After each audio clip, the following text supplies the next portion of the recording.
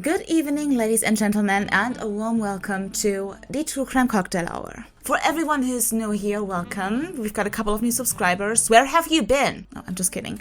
Glad you're here on board. And let me just explain. The True Crime Cocktail Hour is your weekly therapy session. Every Friday after a tough week of work, we sit down, we relax, we have a drink if you want. And since you're already here and interested in true crime stories, why don't I tell you about a mysterious true crime case? I'm so sorry I had to cancel on you last week, but I finally bought a decent video camera. And of course, now that I come to you guys in high resolution, my skin breaks out. But back to today's story. So today's story is all about the Münchhausen by Proxy syndrome. With Gypsy Rose Blanchard being released from prison a couple of weeks back, it reminded me of a case that made headlines here in Germany a couple of years back. And let me just say, you and I, we've heard our fair share of Münchhausen by Proxy syndrome's cases, but I'm just going to tell you right now, you won't believe what's going on here. Like, how do you even get the idea? Like, let's start from the top, shall we? So, cheers, and let's get into it.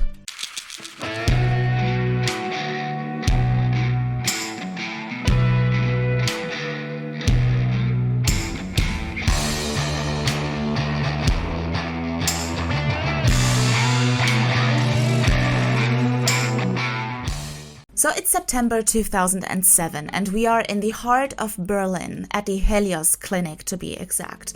Now Ward 117B is reserved for the smallest and the weakest of all patients.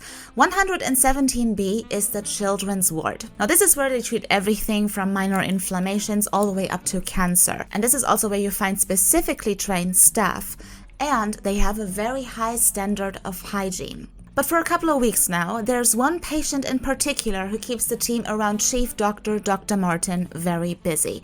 And that is 1-year-old Thomas Meyer. No one seems to be able to figure out what is wrong with him. He seems to have symptoms without a cause, and his diagnosis really gives the doctors a headache. No one knows at this point that his mother knows exactly what he's suffering from, but has no intention of telling. 6 months earlier, February of 2007. The Meyer family is up for another checkup appointment with the pediatrician Dr. Schwartz. Dr. Schwartz, she has been treating Thomas ever since he was born.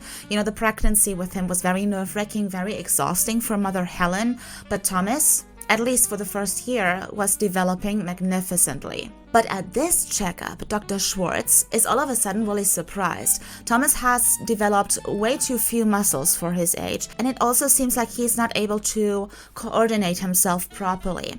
So Dr. Schwartz, she wants to monitor this, and she makes another appointment in 2 months' time. But when the family went back to the pediatrician 2 months later, Thomas's condition seemed to have even worsened. He seems very malnourished, very weak, even though his parents claim they provide the efficient amount of food. So now Dr. Schwartz suspects that Thomas might be suffering from a metabolic disorder, and so she sends the family over to the Helios clinic to have it checked out. And at this hospital, the doctors, they study his medical records, and they actually agree with Dr. Schwartz that yes, this could be indeed a metabolic disorder, although they are not able to find any organic cause for it. And the family ended up spending 3 weeks at this hospital with no results. And a couple of weeks later, Thomas is up for another check appointment with the pediatrician Dr. Schwartz, and this time she is very alarmed. His condition is beyond good and evil, and this time, sadly, she thinks, okay, maybe he has a mental disability, and she again sends the family over to the Helios clinic. So the family goes over to this hospital, but now that this devastating possible diagnosis is on the horizon on the children's ward, everyone is being very, very considerate towards the family, very, very understanding and very forthcoming, as it should be. And also there's the option of rooming in, so that means that parents can move into the hospital together with their children, be around their children 24/7, which is actually a great thing. The Meyer family happily said yes to that offer. And so now the whole family moves into this hospital on the 9th of September 2007. But what follows now is an endless series of sometimes painful examinations that little Thomas has to endure so doctors can figure out what is wrong with him. He is tormented by severe inflammation, bouts of fever that actually sometimes bring him to the edge of a septic shock, so things are serious around here. Thomas also at this point, he doesn't eat anymore, his skin turned all gray and pale, his hair has fallen out, and his belly is very bloated. And also because his arms are so thin and his veins therefore so fragile, all the accesses have to be placed via the jugular vein. The only thing that is able to provide doctors with some kind of clue are Thomas's blood tests, because they show bacterial colonization.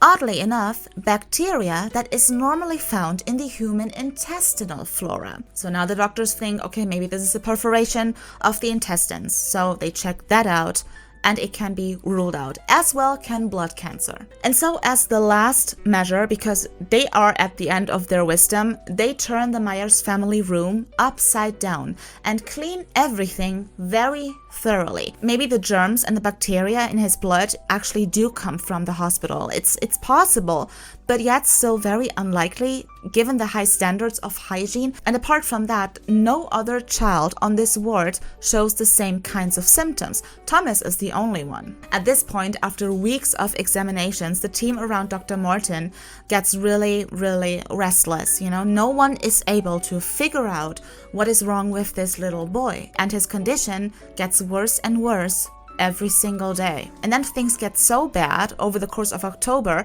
that Thomas has to repeatedly be transferred over to the intensive care unit, much to his mother's displeasure, because parents have no access there. But oh wonder, every time, after less than 24 hours, Thomas's condition gets so much better that he's physically fit enough to be transferred back to the normal ward, and by that, back to his mother. And then the 7th of November 2007 comes along, and on this day the Myers family hospital room is pretty much empty the entire time because another series of examinations is due. And so one of the nurses of this children's ward, she wanted to take the opportunity and again clean the entire room.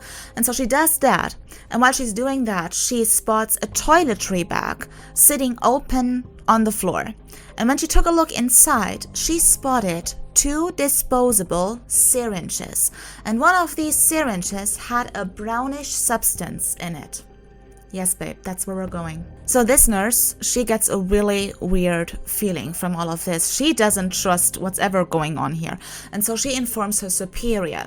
And together with her superior, they take the syringes away and they send it over to the microbiology laboratory for testing. And lo and behold, the syringe actually did contain intestinal bacteria, the same kind of germs that were found in Thomas's blood. Throwback. Let's take a look at Helen's Myers life. So Helen was born in the former German Democratic Republic, and she grew up with 2 older brothers.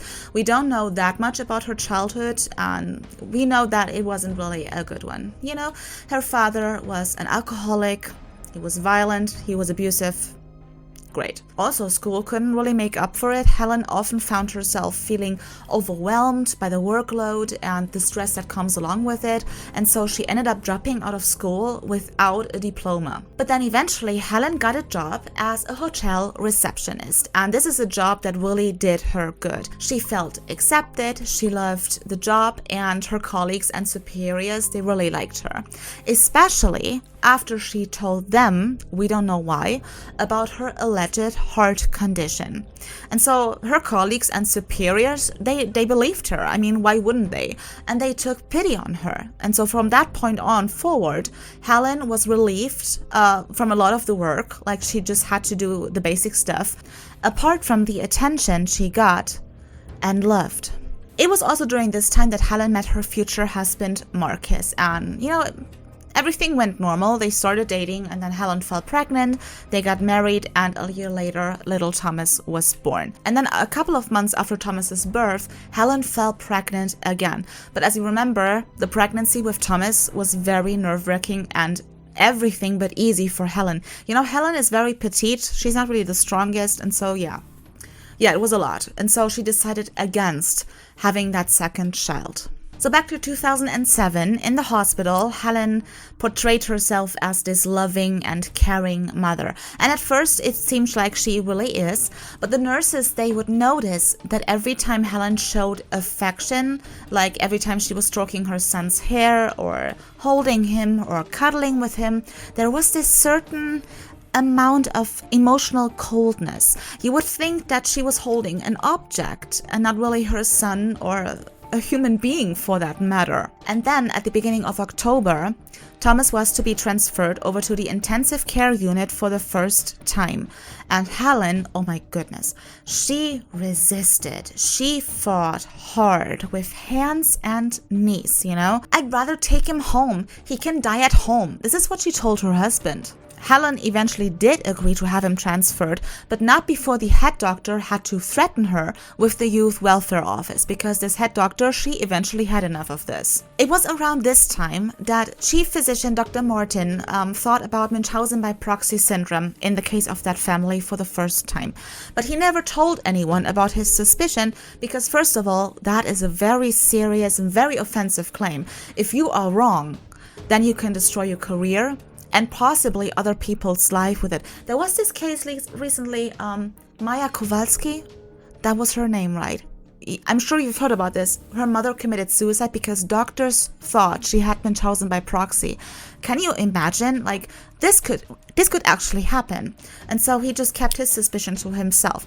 And also, apart from that, he only had one other case of Münchhausen by proxy syndrome throughout his entire career. And in that case, the symptoms were far less severe. Like, Thomas was way worse off. But then the syringes were found, and Dr. Martin was informed about this. And this is when he alerted police and the youth welfare office. And in their company, he approached Ellen and he confronted her with his suspicion. As you can imagine, Helen lost her shit. You know, she was furious and she became very verbally abusive as well. She started insulting everybody and then she proceeded to storm out of the room. She wanted to grab her child and get the hell out of there. Luckily, she was denied access to her son. Her absence was his cure. And this kid, over the next couple of weeks, really blossomed. His healthy skin color came back, his hair started growing, he was eating again, and he was laughing the day away. And not once, and I think this is remarkable, not once did he ask about his mother. So the trial against the syringe mother, as the German press creatively called her, started on the 23rd of April 2009, and Helen Meyer was charged with attempted murder for base motives. Get this. As it turned out, over the course of the forensic investigation, the syringes actually contained human feces. And not only that, DNA testing showed that it was indeed Helen's intestinal contents. We know about at least 3 times that this happened. So 3 times at least. Helen went over to the ladies' room in the hospital. She did her business. She then used the disposable syringes to collect her waste. She mixed it with water and she injected it into her son's jugular vein. What the fuck is happening? What? And she injected it into her son's jugular vein. So, to her husband Marcus, investigators were pretty quickly able to find out that he was really not involved. And this poor man, God bless his soul, until the very end, he really believed in his wife's innocence. But, I mean, at some point you just gotta realize it, and he did, and he filed for divorce. As he should. So after hearing numerous witnesses and the DNA testing and the investigations, there was no doubt. Helen Meyer, she was guilty of the charges. And eventually Helen Meyer had a confession read out by her lawyer. However, she was also found to have a diminished responsibility. According to the expert, she had a pronounced personality disorder.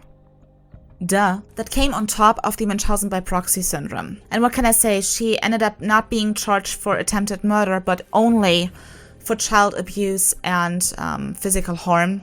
and she was ultimately sentenced to 4 years in prison. So as a finishing statement, the residing judge explained that Thomas, who was 3 years old when the trial began, would have to deal with the consequences for a long time to come, because eventually he's gonna ask for his mother, and then somebody has to sit down with him and explain to him that his mother is in prison. Why? Because she was not a good mother. My dear children, thank you so much for hanging out with me today. Let me know what you think down below in the comments section. Also, don't forget to hit that subscribe button and give this video a thumbs up. Shows me that you enjoy what I do, and that's so cool. It's really cool. Yeah, you guys are so sweet. Thank you very much. And more importantly, I hope you have a wonderful, relaxing weekend ahead of you. If you don't have any plans next Friday, or plans you can cancel, why don't you meet me here for another cocktail and, of course, another mysterious true crime case. Thank you so much for your support. Mommy loves you. I see you next week.